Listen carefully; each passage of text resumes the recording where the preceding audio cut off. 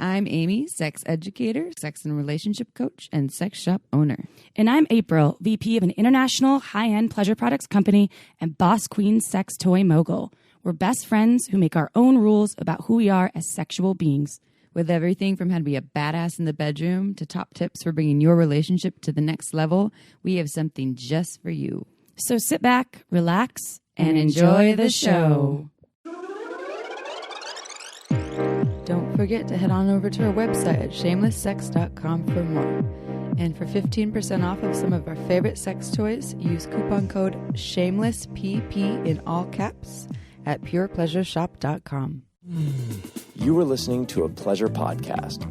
For more from our sex podcast collective, visit pleasurepodcasts.com. Y'all know we are picky about our sponsors, and this one was handpicked by us because we absolutely love it. April and I are huge fans of Hot Source Yoga. Not only does their hot Pilates and hot sculpt keep us fit and feeling good, but we also have a ton of fun doing it. If you are in or around Santa Cruz, you gotta check out Hot Source Yoga. And if you want to be extra badass and up your Pilates game, or perhaps become a Pilates teacher, dive into their online hot Pilates teacher training anytime from the privacy of your own home. The founder, Nicole, is also one of my favorite life coaches who has helped hundreds of women empower themselves to make their dreams a reality. Nicole offers sessions in person or online. Use code SHAMELESS for $20 off your first coaching session at NicoleDuke.com, and be sure to visit HotSourceYogaStudio.com to see why it's our latest obsession. And now it's showtime. Well, hello, everyone. Hello, heartfelt folks. Heart. No, heartfelt. It's. Oh. You know why? Why? It's Valentine's Day. It's almost Valentine's Day. That's what I'm saying. It's Martin Almost. Luther King Day today. It is. When actually. we're recording this, it's Martin Luther King Day, which Yes. is January 2020. Oh, is it 2020? It's 1-20-2020. Magic. Today. The hippies are like, it's aligned. It's a magical day. By the way, I was walking by New Leaf the other day, and there were some, the chemtrails in the sky, and some lady was losing her shit, losing. We're all gonna die. I was like, oh my God, is it what's happening? Is it the Armageddon? No, we're all, and she's screaming The that at the chemtrails. top of her lungs. So what is the belief behind chemtrails? Maybe one of our listeners can send us an email to clarify, but is it that it's chemicals that is making it so that the government can listen to our brains? Or Yes, something like that. Or in our brains, maybe our I should have conversations. asked that lady. I'm sure she would have had something to say. You would have been talking to her for a half an hour. You got to be ready for that Oh conversation. man, that was just scary. So sorry to take it from love to chemtrails. I mean, what I'll say for myself is that I think anything is possible. I'm not a conspiracy theorist in any way, shape, or form, and I think some crazy shit's going down. I don't really know what it is, but I don't know. Aliens are real. You're an alien. Aliens are real. I don't trust them. Okay, so this episode, everyone, is on non-traditional relationships. What the hell does that mean? You're in a non-traditional relationship right now? I feel like I'm in a non-traditional relationship. What are we talking about? Well, that's the thing. Well, that's what I say. They're just the non-traditional. What I think of, and perhaps Kitty will shed more light on what those could look like. Yeah. I would think of a man and a woman together forever, and we're married, and we're married. Yes, yeah. And we had babies, and it's like the typical heterosexual cis woman marries a cis man. Isn't it everyone's dream? Hardly. And you're married, and that's a traditional relationship as the Bible intended. And then you stay together forever, and you're always happy, and you always want to fuck your partner forever. Yeah, because... And you never see anyone else that you're 65. attracted to, No, ever. Not at all. Never. I only have eyes for you. Yeah. And your beautiful dick forever. No, I mean, and maybe you do. There's different... I think that here's the thing. So I think when she's talking about non-traditional relationships, a lot of times she's talking about alternative relationship styles, meaning... open relationships, polyamory, swinging, everything that's outside of the box, and all the in between. So yeah, what April's saying too is just not what we think of as your typical relationship in the especially speaking to the Western world. So whether you are in a non-traditional relationship or not, there will probably be some very interesting tips and tricks for you to apply to relationships because it's all about communication. And I think that's what a lot of people experience when they're in non-traditional relationships is they actually practice more communication. And so there will be a lot of interesting things here for you. We're also going to, You know what I just watched, speaking of non-traditional relationships, based on your recommendation, that Wanderlust on Netflix. So That's good. I think, a very great definition of a non-traditional relationship. It was a traditional relationship, yes, but based on their lack of sex and intimacy, they decided to open up their relationship. Yeah. And they opened it up, and also were communicating that to the people that they were, but they kind of sleeping with. They stay together. They stay together. Yeah, they stay just together. Gave it away, but yeah, they but then it takes some twists and turns. So yeah, but so good. It is really good. So good. I felt like that was a really great example of someone doing it well. Yeah. I felt so much joy when I watched that and saw the way that they were working together and then having these really fulfilling relationships with other people. And then they come together and they'd be closer and more connected to each other. And then, I was like, oh, this is, so I just love this. It brought me joy just to know, and I know it's a Netflix thing, but people do this, it makes me joy when I see that people are thinking outside of the box and making their own rules for relationship, even in monogamy. I have to comment on how great British television is because they come out with a lot of amazingly groundbreaking, blows my mind programming. Sex Education's another one. So good. There's just so many of them that I love. I mean, Peaky Blinders is another one, but not sex related. I'm like, Peaky fucking Blinders. I love when you do that, especially when you're like drinking at the same time. Like, wow, she's wild right now. Well, we are drinking some Margins wine right now. That's true. We love it. It's not early in the day, not at all. No. Okay, so some other things. So we're also going to dive into some Valentine's Day stuff because that is around the corner. So we have some recommendations for you, both some fun toys and things, also some things that don't cost money for you to do for Valentine's Day.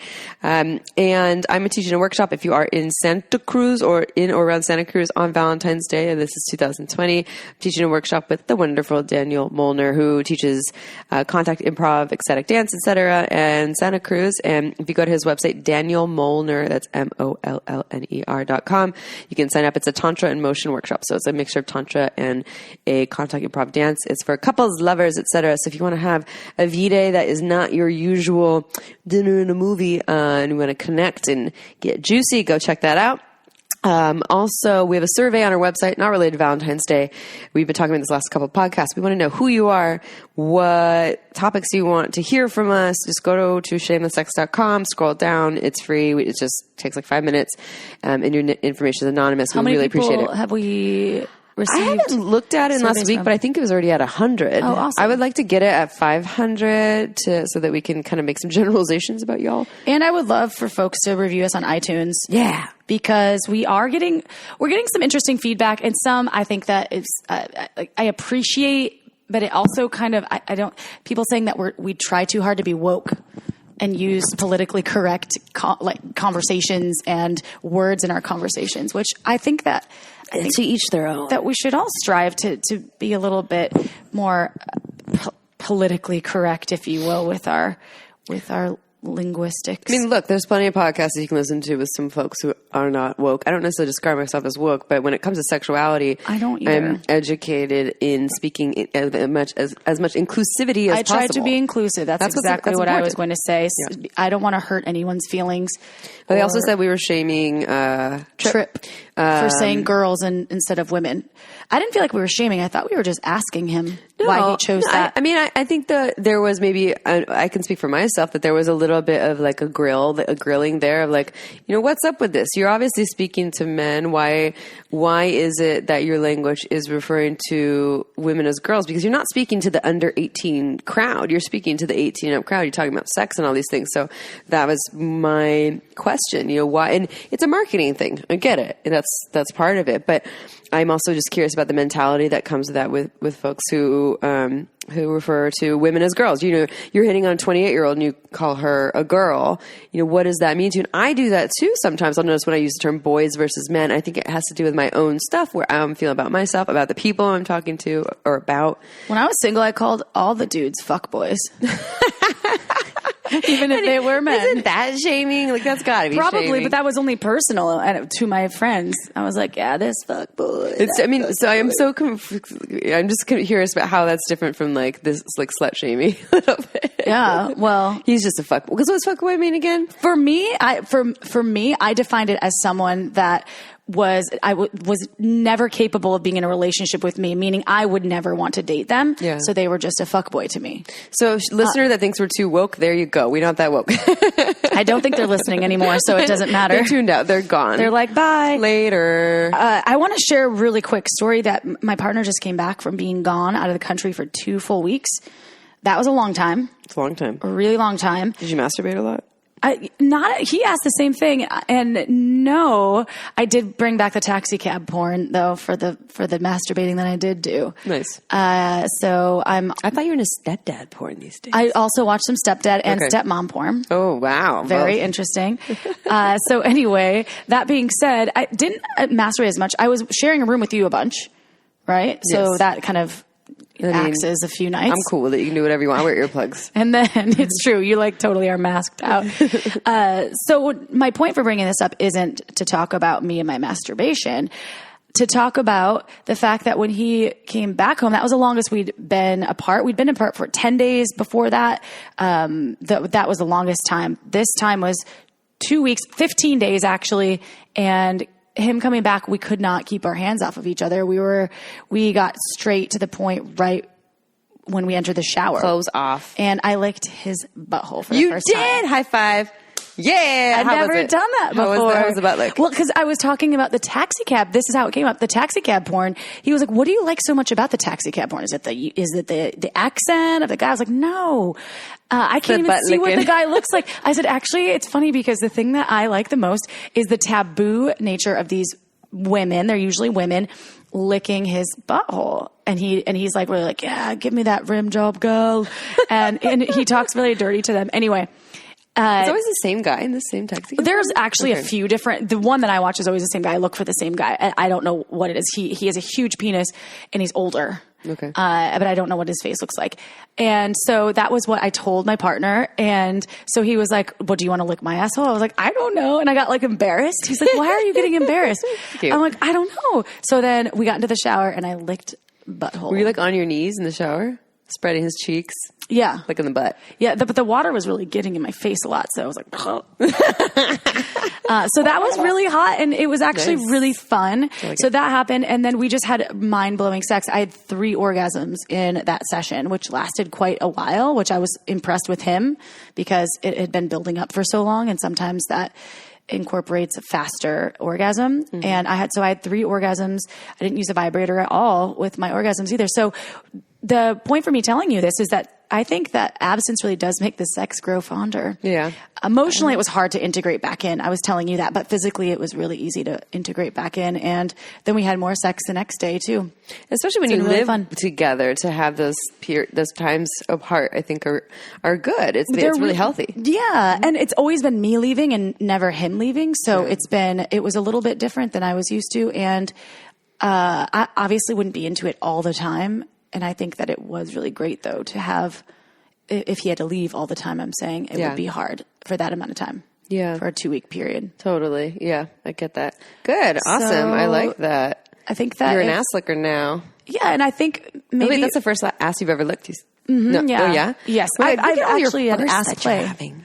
I've had my ass licked a bunch, but that was the first ass that I've ever licked. Ass. Yes. It's very soft. When you lick an ass or just an ass? The asshole. Oh, yeah. It's soft. The anus? The anus is so soft. I was very surprised. And the shower was a genius way for a germaphobe like me to feel confident and comfortable. That's perfect. Squeegee that ass before. You squeegee it. Like, will you stick a nice, well-soaped finger, but like healthy soap, like Bronner's, in your anus, maybe at least like an inch in. I want to watch you make sure you do it thoroughly. Okay, now I'm ready. There is something really taboo and amazing about just like step porn. There is about licking the anus. I like anal and anus. Oh my God. I don't think I've ever talked about this on this podcast, but, okay. First of all, on our last podcast with Kristen that is already out, we already recorded it. We talk about, again, the Germans and the ass licking, and we're like, what's up? Oh, you sent me a video of your German friends. Because I saw a German friend right after that, and I was like, okay, look, my German friend, what is with Germans and ass licking? Like, this might just be a coincidence, but in the same year, in 2016, April and I both had offers from men that we didn't even kiss yet, and separate occasions, different men who both wanted to lick our asses before even mine kissing. did lick my ass. So yeah, on mine, I was like, he was pressuring too. I was like, no, yeah. I am not, nobody. Like, well, we haven't even made out. I was like, come on. I was like trying to take my pants off. I was like, I'm keeping my pants on. And then I eventually ran out of the hotel room with my heels in my hand. So I asked my German friend, That's and I was intense. like, well, I'm kind of a dumbass for just going to someone's hotel room that I didn't even know. Like, Well, this DJ came to mind, so. yeah, and you did get your ass, like, after dancing super sweaty, and that was so. Anyways, I asked him, I was like, so are Germans into this or something? Is this like a thing? I know it's a generalization. He was like, no, we don't like it or something like that. It's like that was just. It was like essentially like it's just an accident. But what I didn't talk about in here, which I totally forgot when we recorded the last podcast, is. My current, God, I'm just going to start saying partner now. I'm just going for it. My current partner. He's not a fuckboy. He's not a fuckboy. He totally licked my ass on the first date. Oh, damn. But we went in the hot tub right before. Okay. And then like we got naked, but I was like, I don't have sex with people on the first date. And actually, we didn't have sex for a long time. We didn't have penetrative sex for like weeks. Also because we were getting tested and et cetera, and didn't feel like wasting time with condoms. We're like, let's wait till we get tested.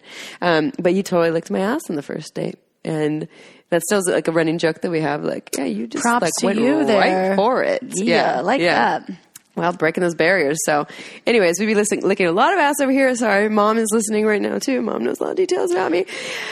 Okay. Valentine's Day. First of all, one thing I want to start off with Valentine's Day. Some people hate it. It can bring up a lot of shit, just like any other holiday. I'm not a huge fan myself. You don't like it? Yeah. The pressure and going out and the amount of reservations, and I used to work in restaurants, as you did. Yes. And Valentine's Day was always such a huge pain in the ass because I felt like it was all the couples that never go out to dinner together. Yeah.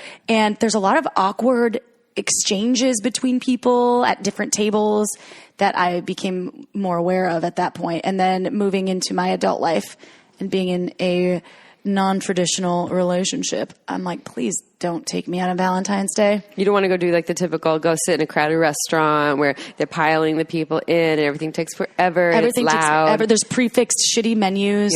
Yeah. No. And it's people doing things just because they should be doing something when you can do that anytime, any day of the year. In fact, the restaurant's probably way more enjoyable the other days of the year. So, and it's on a Friday this year in 2020. Oh, so Fridays are already crazy out, and now you're going to try to go out to a restaurant. Yeah. I will say that I love a beautifully written card any time of the year. I think there's a written word is so powerful. There's so much more emotion behind words to me when they're written. And it doesn't have to be a cheesy Valentine's Day card. Yeah. Which is a great time to bring up things that don't cost money to do on Valentine's Day. There's a number of things you do. So we'll do some toy recommendations, but a couple ideas that we really like. One, I think we've talked about this in a past podcast, but I really like this. Instead of going to a restaurant, deck out your house, your apartment, your kitchen as like some theme of some country. Moroccan. You're Moroccan, or you're in Paris, in France. You're in Paris, hire an accordion German player. With sausages everywhere. Or you get a mariachi band playing on your Spotify. Or Japan. Yeah, with some sushi in the I just got a Japanese kimono from my partner. He brought back from Japan. Yeah, and you deck it out and you surprise them. They come and then you play the role there as if you're there, and that could become some cultural appropriation. That is part of that, but you play the role there and you make it a night in, but it has like this fun theme, and maybe you learn a couple words in this other language, and you just make it this whole thing, and then it can turn into like a sexy thing too. So just something that is different, and I think that's one of the things for Valentine's Day that we're going to kind of condone here is thinking outside the box, which is so shameless sex here. So getting creative. Another thing that I just did with, saying it again, partner, for New Year's Eve this year, we were going to maybe go out that night, but we decided we would just play it by ear. And so we went on a sunset turn night hike where we kind of got lost, but we brought headlamps and a little bit of whiskey in a flask and some snacks in case we died and got stuck, and went on just an adventure. And it was so fun. We're like walking under the moonlight. There's no one else there with our headlamps out there. Just like pull over to make out at times. And it was so much fun. So just doing different things. I have another one. Watching a couple of cheesy rom-coms from the 2000s. Kate and Leopold. No one knows about that one.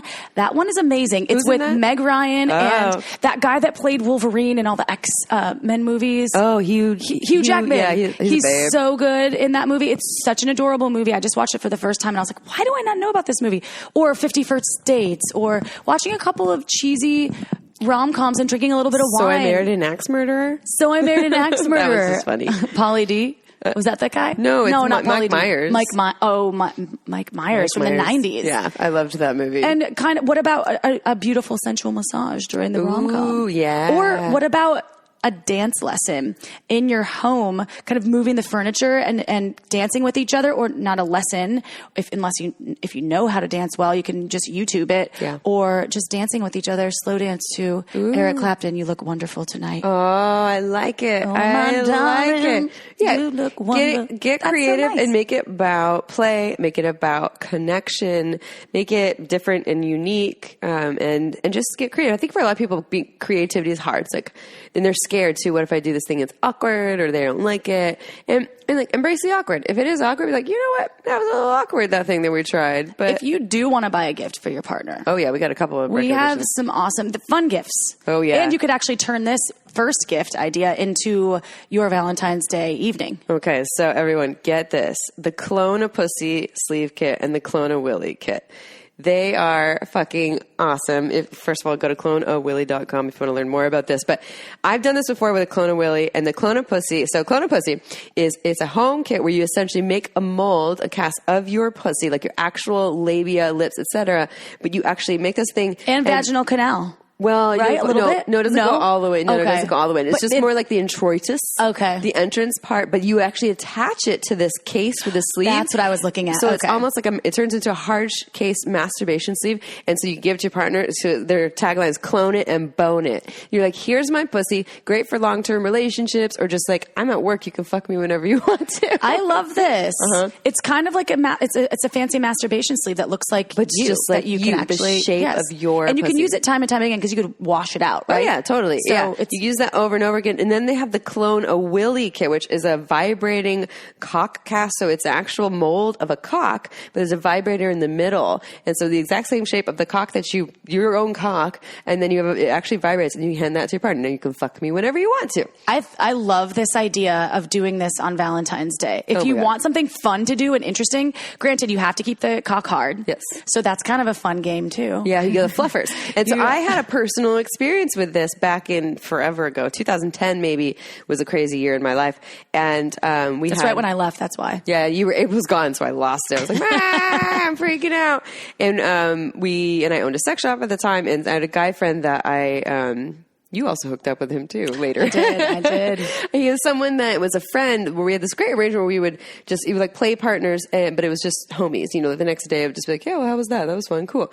And so I had a lot of shared sexual experiences with him and other people, specifically other women. And so we got a Clone a Willy cock casting kit, and we had 2 other women. So it was 3 people doing the whole cock casting and then him.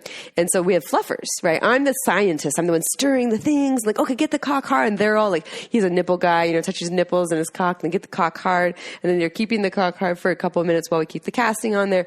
You do this whole process. I believe you have to let it sit overnight. And not on the cock. No. After, no. yes, Yeah. yes. And the same it's only thing a couple minutes on the only cock. a couple of minutes on, same with the pussy, and then you let it sit, and the next day it is a perfect replica of the cock. It was perfect. It was crazy. Think about sending that to someone if you're in a long distance relationship. Or what if you break up with someone? Yeah, you're like, hey, this is the only way you'll ever get me ever again. Yeah. There's so many. I love this. I love this company. I love this idea. And I honestly haven't cloned my own pussy because I think that's a newer kit that they just came out with, but I really want to. And I recommend this, for Valentine's Day gift. So you can either do it with partners, or you can make your pussy or your cock ahead of time and give it to them. But also for long distance relationships, etc. It's all made of 100% body safe materials. And then our Shameless Sex listeners, you also get 20% off of your entire order if you go to the cloneawilly.com website and you use code SHAMELESSSEX, and that's 20% off of any of their items at cloneawilly.com, and with code SHAMELESSSEX. Great idea. Even if you don't do it for Valentine's Day, you should just do it. I might get you one of me, Amy. I want you a pussy. Yay. I'll give you one of my cock. Just kidding. I don't have one. And then before we go into the next couple sex toys, just real quick, you know, Valentine's Day, like I said earlier, it's a hard one.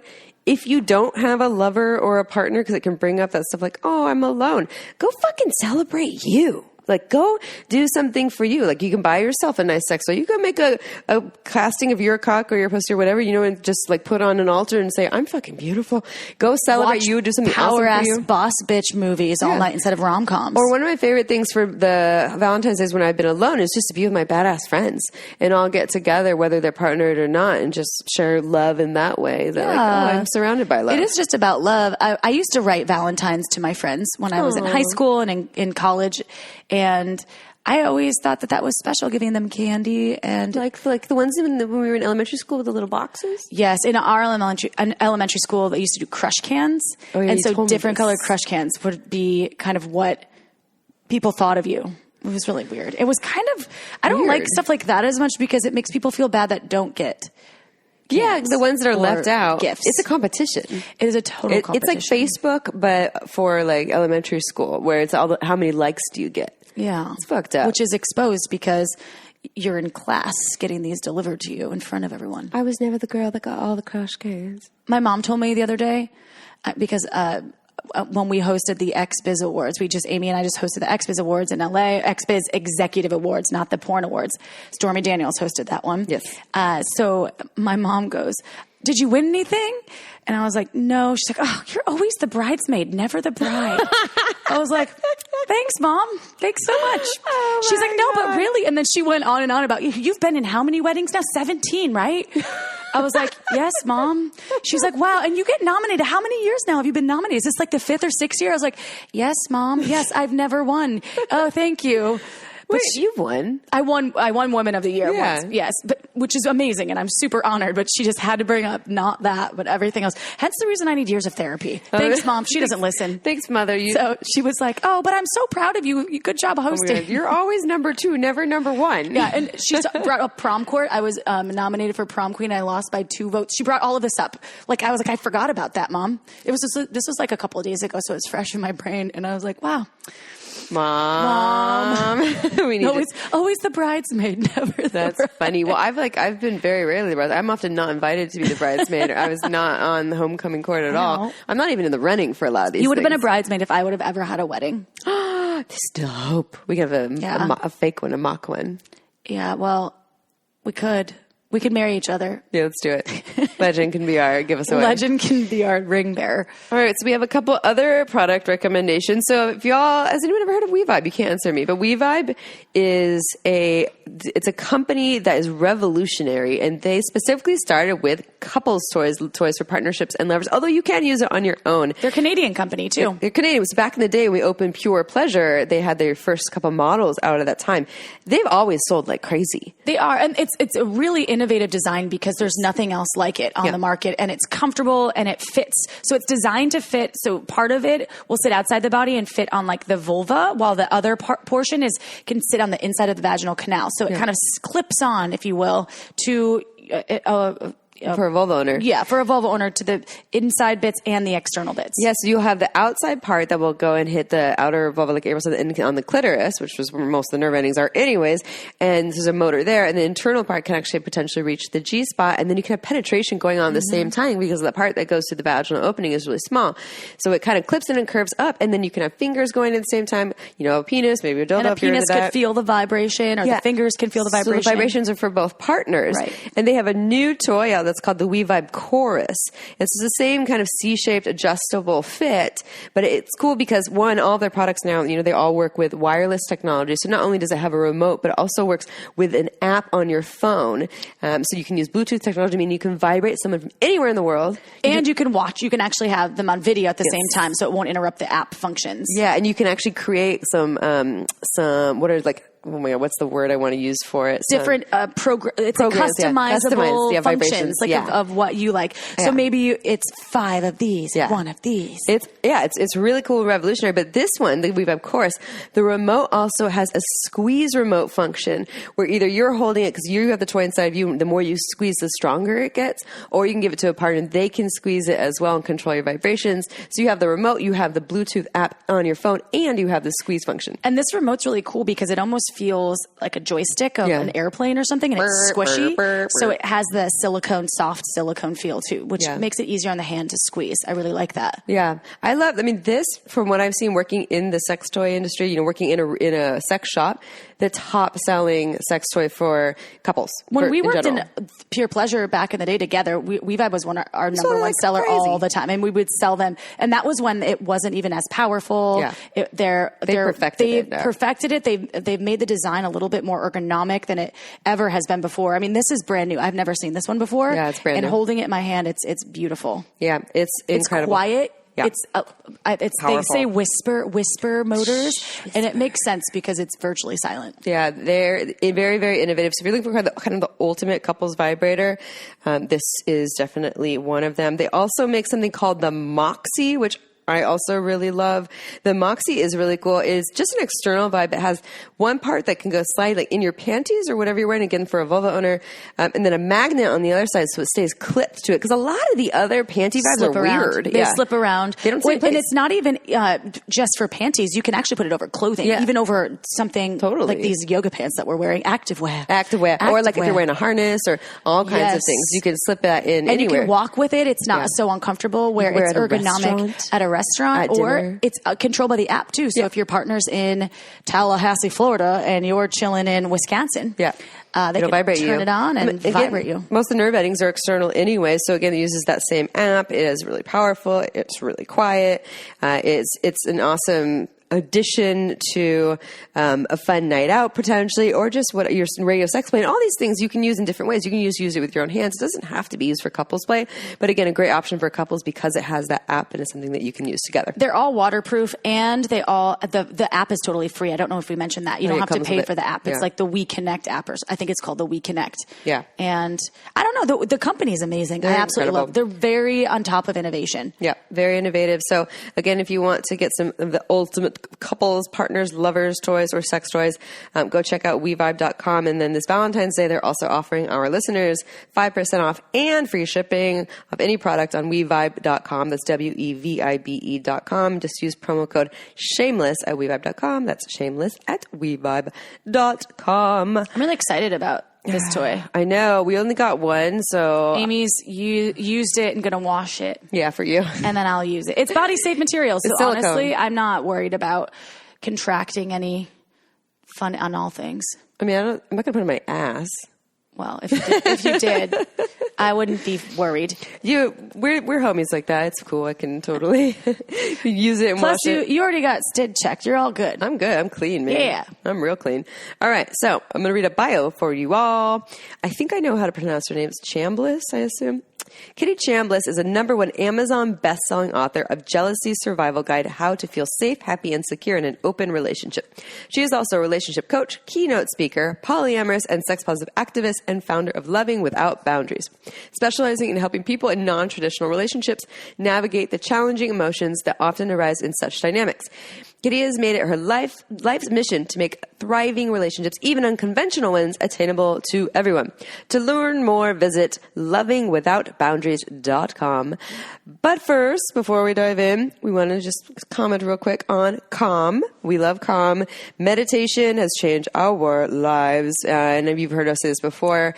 Meditators are better lovers, in my opinion. It teaches you that single point of focus. And most of people's issues with sex is that their minds get in and they go all over the place. And the more you practice meditation, the easier it is to focus on that single point of focus, which is touch. So Calm is not a sex app, but it is a meditation app that is easy to use. It has awesome programs. It's beautiful. And the more you practice, the easier it will get for sex. Amy and I have been such huge fans of meditation for so long. And I used to just go to YouTube. Now that I have Calm, I use it almost every single day. If I don't use it, I actually feel kind of out of sorts. Today, Martin Luther King Day. Thank you, Martin Luther King, for all of the amazing work that you did. They just launched a daily Calm for today on contribution, and you kind of meditate on how you can be a better human in society, and that was dedicated to Martin Luther King. And they do things like this all the time. Each week, they have have something new to offer. And there's not only meditations on anxiety and calming and easing depression, there's also meditations on focus and drive. So the possibilities are endless, y'all. So for our listeners, Calm is offering a special limited time promotion of 40% off a Calm premium subscription at calm.com/shameless. That's 40% off unlimited access to Calm's entire library, and new content is added every single week. Get started today. Go to calm.com/shameless. That's calm.com/shameless. And now let's talk to Kitty.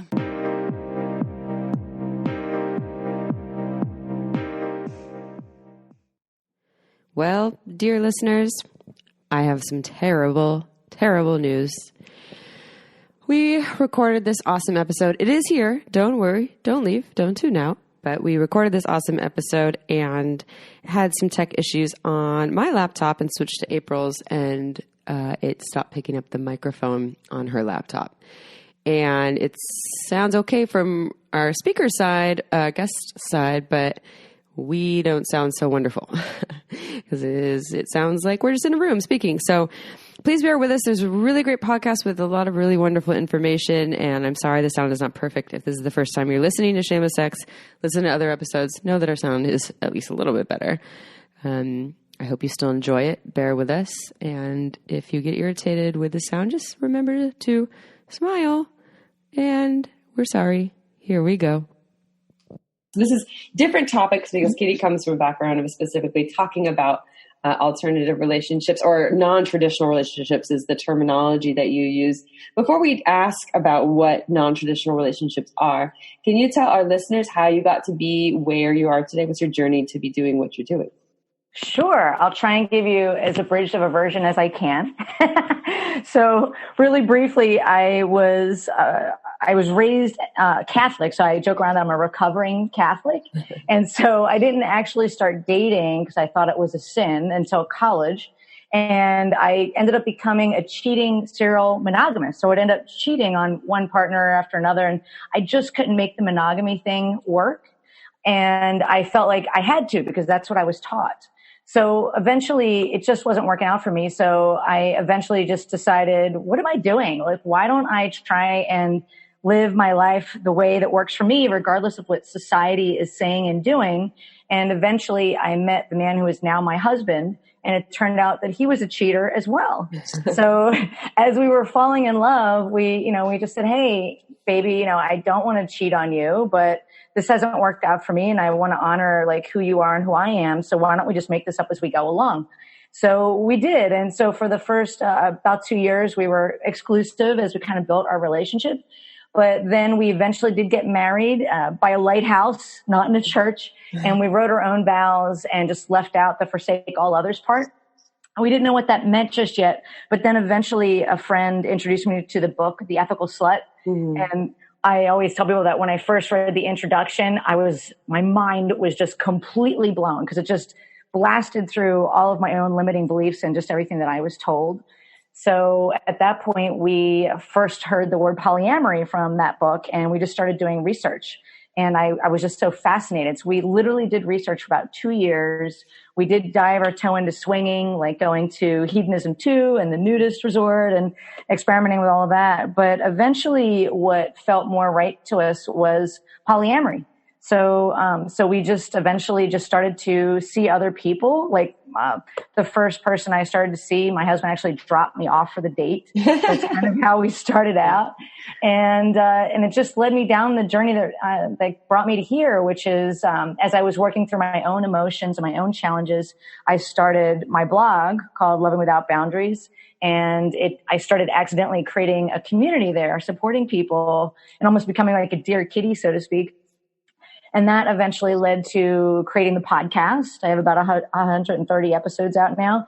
And then eventually somebody said, hey, why don't you become a relationship coach? And at that point, I had quit my first career, my day job, and was working out of my home as you two see me now.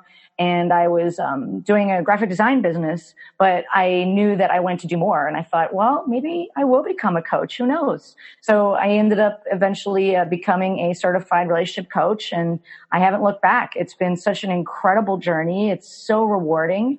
And I also get to talk to and meet wonderful people like you. So it's just been, I feel so blessed and grateful. And I also am really inspired to serve a minority community, the LGBTQ plus community. And that, I think encompasses a lot of folks who aren't really sure where to turn when they need help. Mm-hmm. So it's really an honor to help them. Does your husband pick you up from dates too? No, I take it over. Yeah, you're like, I don't know what this is. Here, smell my finger. Yeah. He's a great guy. Yeah. So can you tell our listeners a little bit more about these non-traditional relationships? I kind of, in the intro, Amy and I were kind of talking about our definition of what we think non-traditional relationships are. But I would love to hear about how you define those and why people choose to be in non-traditional relationships as well. Sure. Yeah. I partly use the term non-traditional just to kind of make it easy to understand. So when we think of traditional relationships, I think we all think of a husband and a wife getting married and doing what we call the relationship escalator. Are you familiar with that term? Like you meet, you court each other, you ride the escalator to an engagement where you ride the escalator to a big, fat, juicy wedding, and then you pop out some babies, and then you ask yourself, oh my God, what the fuck happened to my life? Exactly. Yes, you know exactly what I'm talking about. So that's the journey I thought I was on, was a relationship escalator. But like I said, I kept cheating on one person after another and thinking, what the F is wrong with me? Why is everyone else getting married and settling down, but I can't seem to figure it out? So that's what I mean by traditional. So non-traditional, in my mind, just encompasses kind of everything else. So whether that's an open relationship or polyamory or being polysexual or swinging or relationship anarchy, just anything along those lines that just looks a little bit different. Obviously having more than one partner, and just everything that is coloring outside of the lines of what 90% of the world is at least trying to do, and in some cases not doing very well. Our podcast is all about people learning how to make their own rules for their sex life, and monogamy can be a part of that. But I think there's this story, the American dream story, and not just American, but especially in the Western world, that we're supposed to be attracted to one person forever, be with them forever, not have eyes for anyone else. And so you're really filling a need for folks who are finally like, that model isn't me. And that's a good amount of folks. Well, I definitely think the numbers are growing, so I think I'm in a growth market. Totally. Good call. Yeah. I mean, for me, partly because obviously monogamy isn't working for a lot of people. Look at the divorce rates, of course, just keep going up, but also because we're living longer. So it's a really big expectation to get married in your 20s and then be with one person for the rest of your life until the typical age of 70s or 80s. So I think some people just are starting to make a choice that doesn't work for me. So I think, why do people choose non-monogamy? I think there's many reasons. Like for me, monogamy just didn't work. I feel like deep inside of me, I am a polyamorous person, and I just didn't know that word when I was growing up. So I always thought there was something wrong with me. I think it's the same. There's a lot of people who are bisexual. So it would be challenging for a bisexual person to just be with one person of one gender and not be able to explore the other gender. They would be not being their fully authentic self. I guess that's really, to me, what it comes down to is living your best and most authentic life and not being dictated to about what you have to do or what you should do, or the kind of compulsory monogamy that we're taught, most of us anyway, when we're young. And I also think the next generation that's coming up, they really do know that they have choices. Whereas when I was growing up, I'm 50. When I was growing up, I was never told that I had any other choice. Mm-hmm. So I'm really happy for the next generation that they are learning, you can do this, you can do that. And there is a normalization now, at least, partly from people like us three doing the work that we do to help reduce the stigma around making whatever choice works for you. I mean, we have a long way to go, but that's partly why we're doing this work. So I applaud you both for having your Shameless Sex podcast. Yeah. We did. So April and I just hosted an awards show for XBiz, which is kind of like Academy Awards-ish of the sex toy industry. And we were doing little pop quiz trivia moments in the middle of it. And one of them was pop quiz, which one, we multiple choice, do you think is the most likely to end in divorce in the U.S.?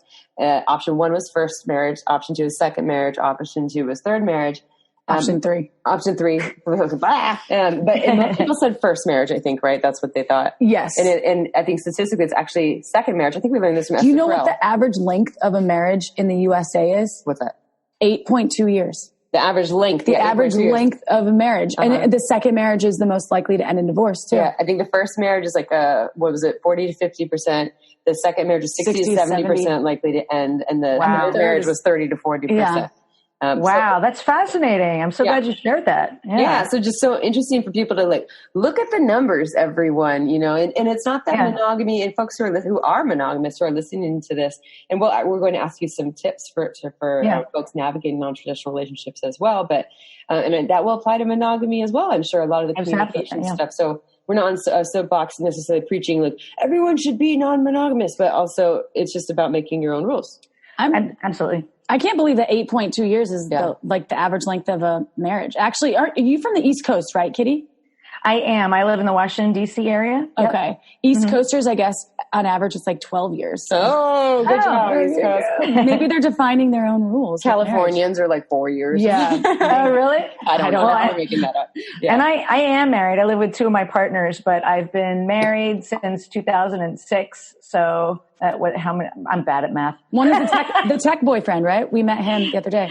Oh, that's my other partner. We've been together 4 years. So I've been with my husband for about 15 years, my other partner for about 4. And the 3 of you live together? All 3 of us live together, plus my 2 cats. Yeah. I love that. I'm such a huge fan of any form of kind of communal living and all the different dynamics of that. It could be whether it's multiple families but also when people are hey, I live with my 2 girlfriends, or my partner and I live with another couple and we all have sex with each other. I'm yes. I have so many questions about that, sleeping arrangements and stuff. Is it just organic, whoever you feel like being with, or is that too personal? No, it's not too personal at all. And you have now asked the second most popular question I've ever asked. The first is, what about jealousy? Right. Yeah. Right. But sleeping arrangements are somewhat organic. My partner, the tech guy that you met, we do have a standing Monday night date. So every Monday night he knows that I'm going to sleep downstairs with him. And I share the upstairs bedroom, which is the master bedroom, with my husband, partly because we bought the house together, just he and I, back when we were a little more traditional than we are now. So we share the master bedroom. But I just kind of switch from, I sleep upstairs some nights and downstairs some nights. It partly depends on who's got to get up early, who's out of town, things of that nature. And once in a while I'm I need my space, guys, and I'm going to sleep in the guest room, but most of the time it is relatively organic, and sometimes it becomes a funny conversation over dinner. Okay, so is Kitty going up or down? I mean, I know our listeners are probably wondering that too, because a lot of them don't know how to navigate non-traditional relationships. And we have a lot of hetero long-term listeners that are in long-term relationships. So I think this is interesting to explore. Yeah. So what about, because we have some sex questions from listeners, but what are some tips? I know you said the word jealousy, but what are some of your top tips? And I know you could talk about this probably forever because this is what you do for a living and you have a whole podcast on it. Remind our listeners of your podcast name again. Loving Without Boundaries. Okay. Loving Without Boundaries, everyone. So you can learn a lot more. This will be the Cliff Notes version, but what are some of your top tips for navigating non-traditional relationships? I would say the first is to not take it on lightly, meaning, as I said, my now husband and I, we researched for almost 2 years before we really stepped out and started living a non-traditional life. And it was partly because we didn't want to hurt each other, and we wanted to do it right. So we researched and figured out, what agreements do we have? What kind of safe sex agreements are we going to have? And what's a sex elevator speech? And, all of those things before we really stepped out there. And that helped a lot. And I'm not saying everyone has to do 2 years of research, but just, I would say to really be introspective about who you really are and what you really want, and also to come from a place of empathy for other people. Because one thing that I do see sometimes is people treating other people like sex toys. And it's important to remember that people have feelings. So, so that's the other part of not, taking it really seriously before you kind of step out to have a non-traditional relationship. And the next I would say is think about also in that journey where you're from. So for me as a recovering Catholic, I had to be honest about what was I taught with Catholicism that doesn't serve me anymore, and what kind of work do I have to do to drop those limiting beliefs and really turn those around so that I am not either judgmental of other people or kind of living from a playbook left over from monogamy. So there might be some ideas that you have to shed from monogamous programming if that's not who you are today, and that takes some work. So it's also just understanding that it's not just going to be like you snap your fingers and you're just going to have all this amazing sex and all these lovers. It really is going to take some work. Next, just to remember that there's always work in terms of learning better communication. Like you may have good communication now, but you're going to have to up your game in different skills if you are going to have multiple partners. So up your game with different communication skills, also being a really good listener. And also practicing possibly emotion management, like learning to work on your emotional intelligence, and also to really come from a place of empathy. So empathy for yourself, giving yourself some grace through the process, because you are going to make mistakes. You are going to accidentally hurt somebody in the process, just like with a monogamous relationship, but it's just multiplied because there's more relationships. And also empathy for the other person, like really trying to understand where they're coming from. So, what are their needs? What are your needs? And learning how to effectively set boundaries and learn how to create agreements in a way that is steering away from either any type of dysfunctional or toxic behavior. Or another thing to think about too is privilege. So couple privilege. So like when my husband and I first started to step out with non-monogamy, we had to face facts that we were at first we didn't come out. And it was really for selfish reasons that we didn't tell other people that we were polyamorous, because we were exercising our couple privilege because we were worried about the shame or being judged. And eventually my husband's girlfriend said, I'm starting to feel like, the side slam piece, and that feels really shitty. And also like you're hiding me and you're not proud that you're dating me. And that really gave us pause. And we thought, wow, she's right. We're being assholes, if I can say that here. Mm-hmm. Yeah. So that's when we were like, we have to start coming out. And that was very challenging. So it's another question is, when and if are you going to tell friends and family? Because it's important, again, to remember other people's feelings along the way. It's not just about you getting your rocks off or you getting all this abundant love. You really have to be respectful of other people's journey and other people's feelings. And that takes a lot of work. So yeah. Oh my God, I would love to see my mom's face if I brought home, hey mom, this is my boyfriend. This is my other boyfriend. This is my girlfriend. My mom would, oh my God, that would be like the best day of my life. Yeah. Yeah. I love that. Jaw drop. Jaw drop. Because she grew up Catholic too. And she's like, in her box of traditional views. Oh yeah. She works in a church. Yeah. Okay, time for a quick break. This podcast is made possible by OMGYes.com. OMGYes is a research-based online program that teaches you all about how to pleasure the pussy. OMGYes studied thousands of vulva owners to find out how they orgasm, and then made tasteful and inspiring short videos to show you techniques on how to pleasure yourself or another vulva. I've been recommending OMGYes to my clients for years, and it's changed their lives.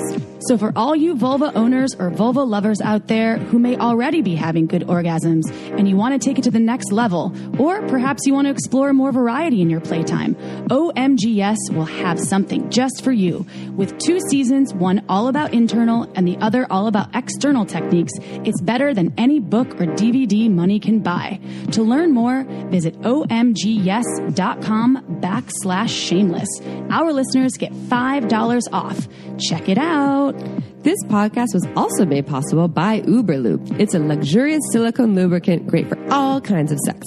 It's less likely to throw off the pH than most other lubes, and there are hundreds of doctors who recommend Uberlube to their patients, whether they want to make their hot sex even hotter or for folks who are experiencing dryness.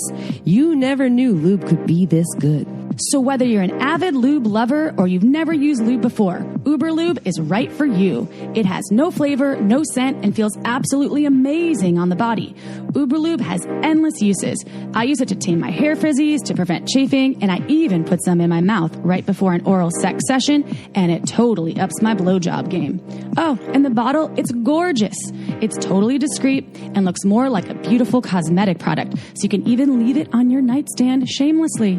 To learn why we think it's the best lube on the planet, check out uberlube.com. Use code SHAMELESSSEX and you get 10% off and free shipping. That's uberlube.com. Go check it out. And now back to the show. Oh, really? Oh, wow. Yeah.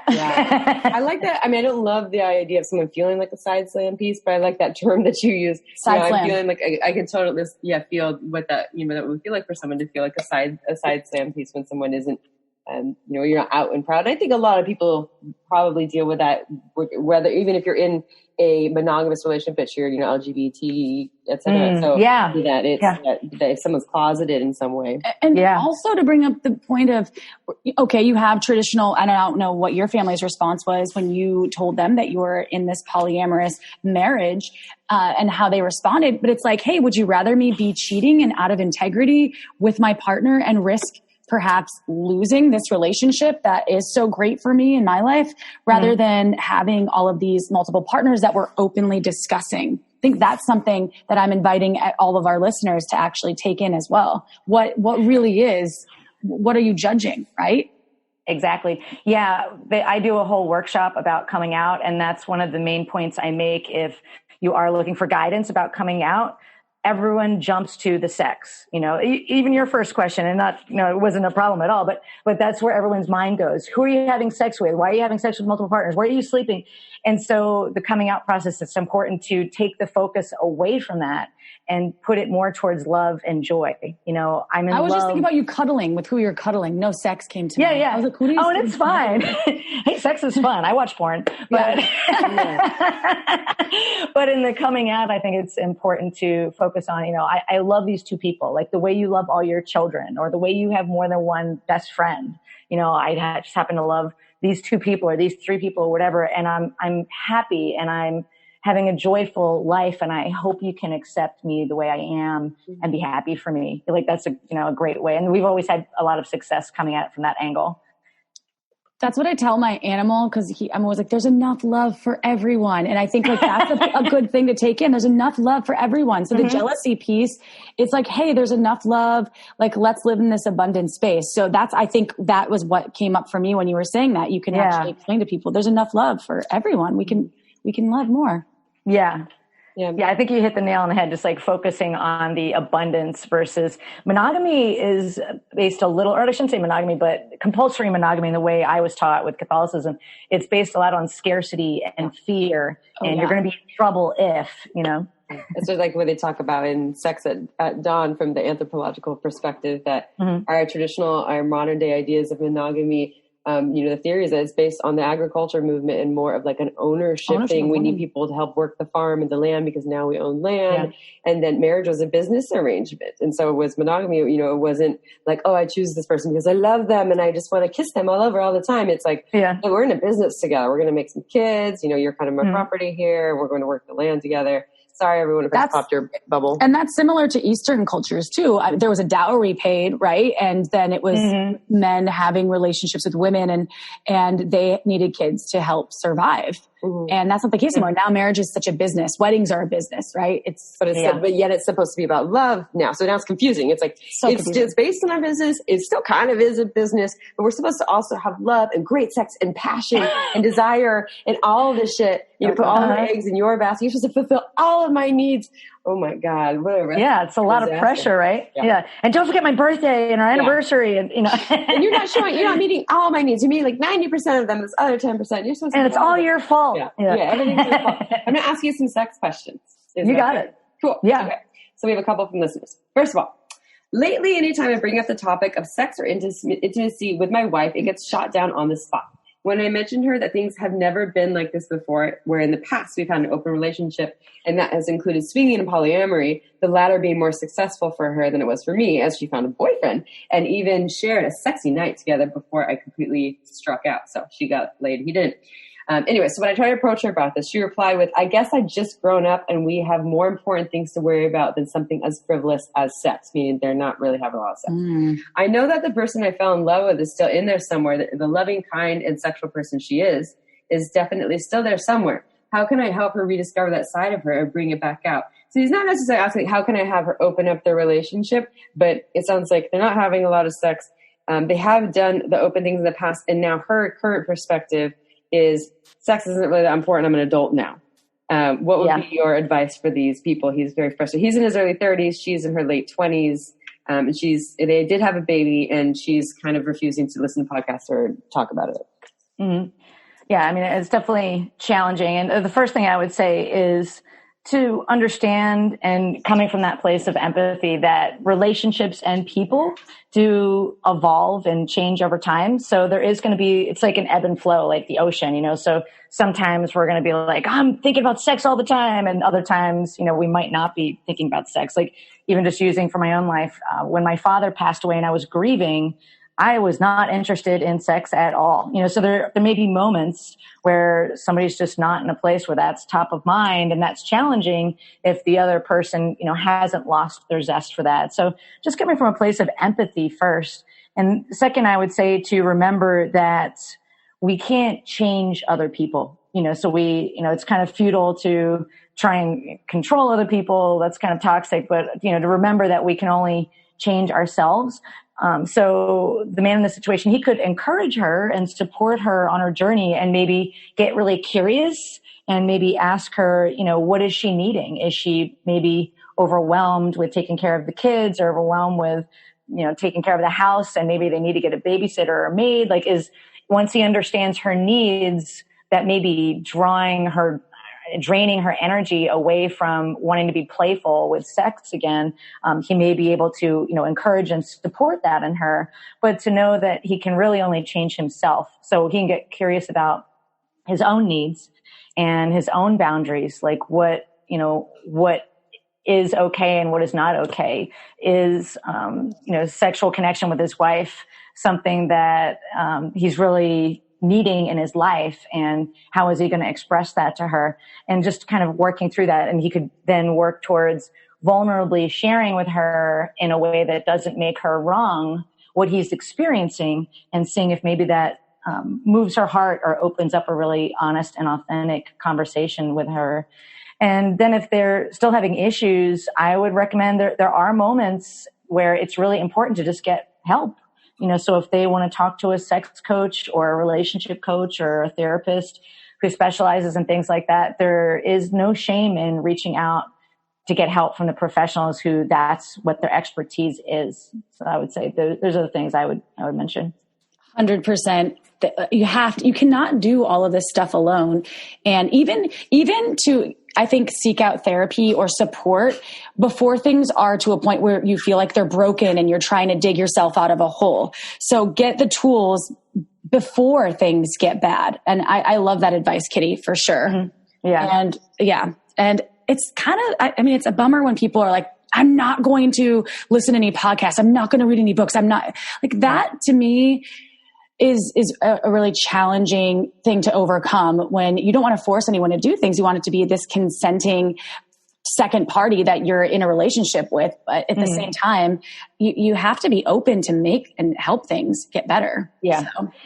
Yeah, I think when you are in a committed relationship, like they're married, you know, there is a commitment to each other, not to meet, 150% of everything that they ever want in their life, like we talked about earlier, but a commitment towards having a healthy relationship and honoring each other. So another thing that they could do is learn about the 5 love languages, which I'm sure you're familiar with. Like maybe his love language is physical touch and hers is acts of service or something, and they could maybe come to a deeper understanding of that. But it's important for both of them to understand, like if say his primary is physical touch, well, then he's not getting his needs met. So that's something that, needs to get addressed somehow or other. Mm-hmm. And we've done a podcast on the 5 love languages and talked about the book a bunch.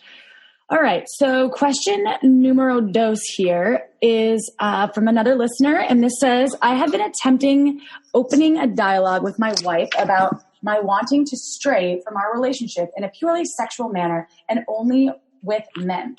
I am a trans man, he, him. She's a cis woman. We did try to open up once, and during the process of finding the guy I was going to hook up with, she seemed fine. But after all was said and done, she basically flipped out. The combo almost always seems to drag out statements from her like, one day, I hope I'm enough for you. Oh, no. Or something along those lines. I've explained that me wanting to explore with men doesn't mean she's not good enough or lacking.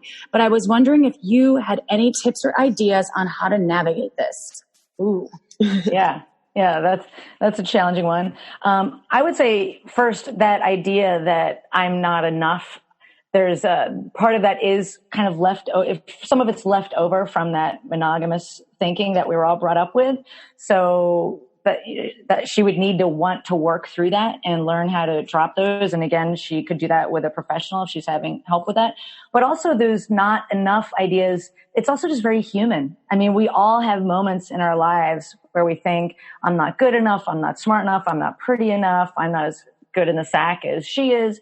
So it's also very human. So again, coming from that place of empathy and just understanding that that is something that can be worked through to regain some confidence and some strength there, but you have to want to do the work, whether you do it on your own, and you have to, want to change that type of thinking, because it's that thinking will create the feelings of jealousy, anger, or resentment. And then that can create some dysfunctional behavior in the relationship that isn't very helpful. So it can be important, I think, to learn how to, again, work on boundaries and agreements in that type of a relationship and base that also on each person's needs. So coming to agreements that are mutually, joyfully, and willingly agreed to by each party. And another thing in terms of when they said that, just go do what you want. I think one thing to remember is the difference between open approval and open awareness. Have either of you heard of this? No. Okay. So I learned about this years ago, but the idea is that if you are in some sort of an open relationship, open approval is when you're not allowed to do X with somebody else without that person's prior approval. So you're not allowed to have, sex with Susie unless I give you permission first. Whereas open awareness, or a discussion of some sort, whereas open awareness is each person can do what they want, within the agreements, and the awareness is the next time that we see each other, before we say have sexual relations, if that's the case again, I'll let you know, hey, I got intimate on my date the other night. I wanted you to know. And so coming from a place of a little bit more freedom in that way, but that idea of talking through, having a language, I think, around difficult topics can really help make it easier to talk about. But understanding the difference between open approval or open awareness is something that they could put in their agreements. And having really good agreements and well-defined boundaries can help each person feel safe. So it can help the person that's maybe feeling a little bit more jealous feel a sense of safety because, hey, we've had some really good, honest talks. We've worked through this. And then also the other person can go and explore with a little less guilt and shame because, again, it's been talked about. So I would say that would be my main advice. Yeah, I like that. I didn't really know that. I mean, I know that people have those dynamics of or those agreements of when do we talk about? Is it, before or after? And I'm sure it changes, right? Like, okay, well, let's try it this one way and see how that feels, especially if it's new. Right. All right, that didn't feel so good. Let's try it this other way and figuring it out. And I like the part that you said about the worthiness thing. And I think that there, again, back to that issue of our partner's supposed to fill our worthiness cup. Their love and their attention to us is supposed to make us whole and good enough. And, and some people, again, are going to be designed to just be content with one person for a number of years or maybe for the rest of their lives. And that's fine. But even within that relationship, to have that person fill your worthiness cup is a lot of pressure, whether it's monogamous or not. Yeah. So I like that. Yeah, that piece about committing to doing that extra work around the worthiness. Yeah, I'm glad that you said it the way you did too, because I like to think of each of us as being a cup where when we're fully resourced with a full cup, or like say, we're suffering from, grief, or we're upset about something, or we're tired or hungry, your cup's not as full. But you can also fill your cup with things that bring you joy, like going to see live music or hang out with friends. Like, how can you fill your own cup so that you always are enough for yourself, and you're not necessarily, another way Michael Rios has described it is to try not to use other people as emotional vending machines. Yeah. So, kind of like trying to pull your love and your sense of worthiness from other people, like to create it inside of yourself. Yeah. I love it. We have one more sex question, but you have so much valuable information. I think if anyone is like, oh my God, because I feel lost and that you're getting answers, but like you coach people and you can work with people online. We'll give more information at the end on how to do that. But everyone, you all know that if you listen regularly, April and I are huge fans of not trying to figure out on our own. April's currently looking for therapists in here. I've seen many therapists. April's seen therapists. We love therapy and we love coaches and we love seeing people to help us so that we're not in the dark. And of course, we actually got a listener email today. I don't know if you saw it. Someone who said that they've been listening to our podcast and they went to, listening to the podcast on the way to a therapy session. They spent a lot of money on an hour of therapy, and that they actually got a ton more out of listening to our podcast than they did from that. And they're now living like their dream life. They got divorced and they're having all this great sex. They're trying like pegging and fisting. And I was like, yeah. With each other? Or no, she got divorced from her I thought husband. maybe the divorce brought out all the with each other. Like, okay, we're divorced and now we can peg. Yeah. Now I'm going to help you with this stuff on. Yeah. That's funny. Yeah. Yeah, I like that. I read that. I was like, yeah, I love it. But, yes, listen to podcasts, but also receive help. Okay, so last question. My wife and I have been together for 4 years and married for 1, and I got together with her knowing that she was polyamorous. She said she didn't have an issue with being monogamous for me, but with the understanding that it wouldn't last forever. Well, she has finally brought up to me that she wants to start sleeping with other people, other guys.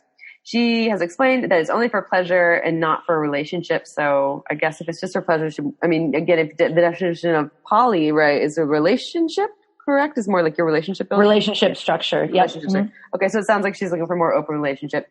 She says that she loves being with me and wants nothing more for our love and life to continue.